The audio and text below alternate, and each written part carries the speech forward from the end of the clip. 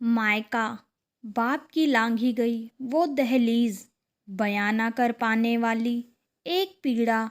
सलोनी की शादी को लगभग 10 साल हो आए, मगर मायके से एक बार भी किसी ने ये नहीं पूछा कि मैं जी भी रही हूँ या मर गई।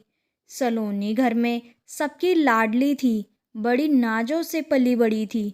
घर का कोई सदस्य नहीं जो सलोनी पर अपनी जान ना छिड़कता हो। सलोनी भी अपनी फैमिली को दिलो जान से प्यार करती थी। घर वालों के लिए सलोनी अभी बच्ची थी, मगर दुनिया वालों के लिए वो जवान हो चुकी थी। सलोनी की शादी की उम्र भी हो रही थी, देखने में भी सुंदर सुशील लगती। इसलिए सलोनी के लिए कई रिश्ते आते। पिता सलोनी पर छोड़ देते कि बेटा, अगर तुझे लड़का पसंद नहीं होगा तो हम शादी नहीं करेंगे। सलोनी हर रिश्ते को टाल देती, यह बोलकर कि मुझे अभी पढ़ना है या लड़का मुझे पसंद नहीं। सलोनी कोई ना कोई बहाना लगा ही देती शादी ना करने का।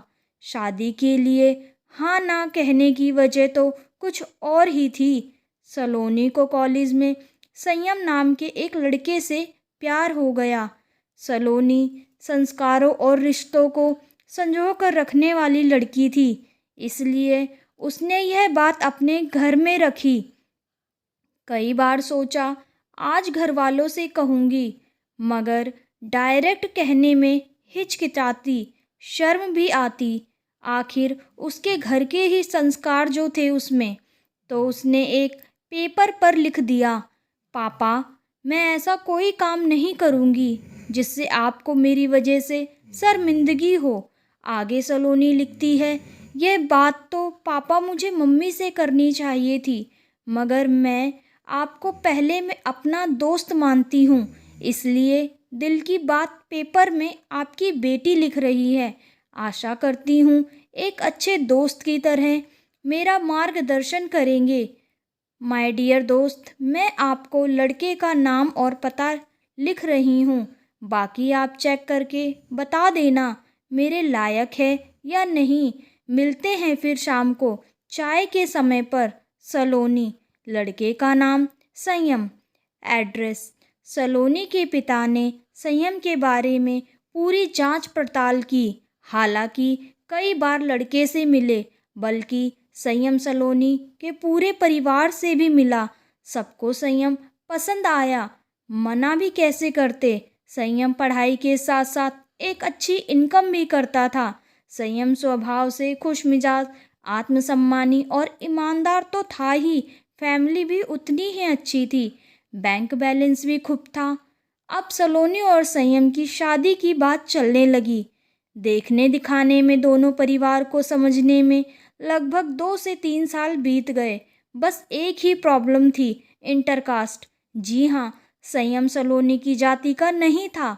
यही बात बुआ जी को चुभ गई। संयम अलग जाति का है। उन्होंने इस बात का राई का पहाड़ बना दिया और सलोनी संयम की लव स्टोरी का एक विलन बन गई।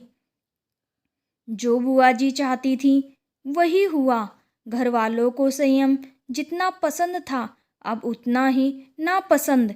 यहाँ तक कि अब सलोनी के पापा ने सलोनी के सामने एक शर्त रखी, अपने 2-4 सालों वाला प्यार चाहिए संयम या फिर परिवार। सलोनी को कुछ नहीं समझ आ रहा था। प्यार की वफादारी निभाऊं या माँ बाप की शर्त का मान रखूं। बेटी पहले थी।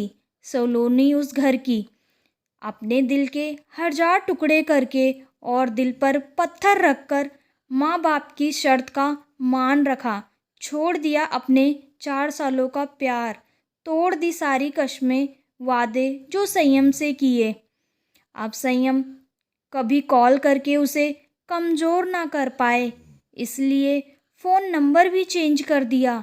संयम ने सलोनी से हर संभव प्रयास किया बात करने का और मिलकर सॉल्यूशन निकालने का, मगर सलोनी अपने पापा को दिए वादे से मजबूर थी और रही सही कसर बुआ जी ने पूरी कर दी।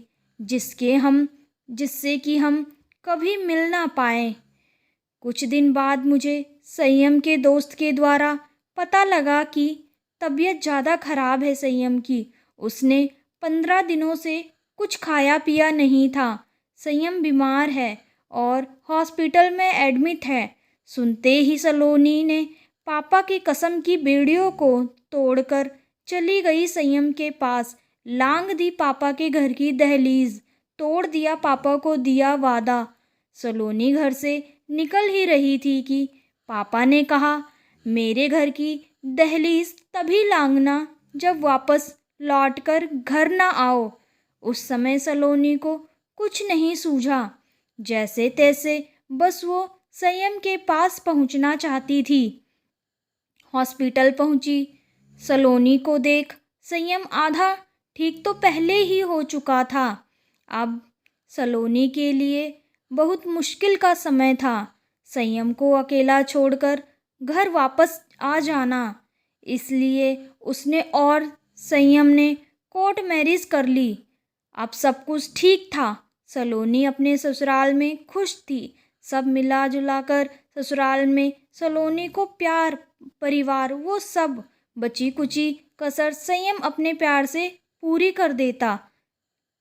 मायके की याद अब हर रोज आने लगी। सलोनी ने अपने पापा को एक लेटर लिखा और कोरियर किया। पापा कैसे हो? उम्मीद करती हूँ अच्छे होंगे। आपको मेरी याद नहीं आती? आपको जो कभी कभी ब्लैक कॉल आती है वो मैं ही करती थी। हिम्मत ही नहीं होती थी आपसे बात करने की, इसलिए आपकी आवाज़ सुनकर फ़ोन कट कर देती। आप तो कॉल बैक भी नहीं करते पापा। आप जानते थे ना कि मैं सलोनी हूँ। सलोनी आगे लिखती है, उम्मीद करती हूँ पापा आपने अखबार पढ़ना नहीं छोड़ा होगा। मुझे याद है जिस दिन अगर मैं आपको अपने हाथों से अखबार नहीं देती उस दिन आप गुस्से में अखबार ही नहीं पढ़ते। आपकी डांट सुनने को कान तरस गए हैं पापा। रोते रोते सलोनी कहती है, आपके साथ बिताया हर पल याद है। आपसे बात ना कर पाने का दर्द दिल में दबा कर बैठी हूँ। एक बार आपसे गले लगकर रोना चाहती हूँ। अपने गलती की माफ़ी मांगना चाहती हूँ। अरे मैं आपको बताना भूल गई, आप नानू बन गए हो। थोड़ी थोड़ी शक्ल आपसे मिलती है। माँ कैसी है? माँ ना कह पाने की तकलीफ़ मेरे दिल के 1000 टुकड़े कर देती है। आपको पता है मैंने मम्मी के जैसे अचार डालने की कोशिश की, बना ही नहीं पाई। अचार से याद आया पापा, कैसे हम मम्मी जब अचार बनाकर धूप में डालती तो हम चुपके से जाकर आधे से ज़्यादा अचार ही चट कर जाते। बाद में मम्मी गुस्सा होती। आप कहते मैंने नहीं खाया और मैं कहती मम्मी मुझे अचार पसंद ही कहाँ है। सब याद आता है और रोना भी आता है। एक बात और पापा, जब आपको और मुझे नींद नहीं आती तो मम्मी को तंग करने के लिए रुई या माचिस की तीली से मम्मी के नाक या कान में डालते और बोलते जागते रहो। फिर वो मम्मी का गुस्सा होना, साथ में मूवी देखना, सुबह गार्डन में पानी देते देते मम्मी को मस्ती में भिगो देना। आप सब कुछ भूल गए क्या? एक बार ही सही अपनी बेटी को याद कर लेते। इतनी बुरी हो गई हूँ मैं। आपके साथ बिताया मेरा बचपन भी भूल गए। लिखते लिखते सलोनी के आंखों से आंसुओं की धारा रुकने का नाम ही नहीं ले रही थी। मानती हूँ गलती की, आपके खिलाफ जाकर शादी करने की। मिल गई सज़ा मुझे 10 सालों की पापा। जेल से कैदियों से मिलने उनके परिवार वाले भी जाते हैं। क्या आप इतने नाराज़ हो जो मुझसे मिलोगे नहीं? इतना बड़ा अपराध किया है क्या मैंने? एक बार मुझे भी याद कर लो पापा। सलोनी है खत पोस्ट ऑफिस में कोरियर करवा देती है, मगर आज तक खत का जवाब नहीं आया।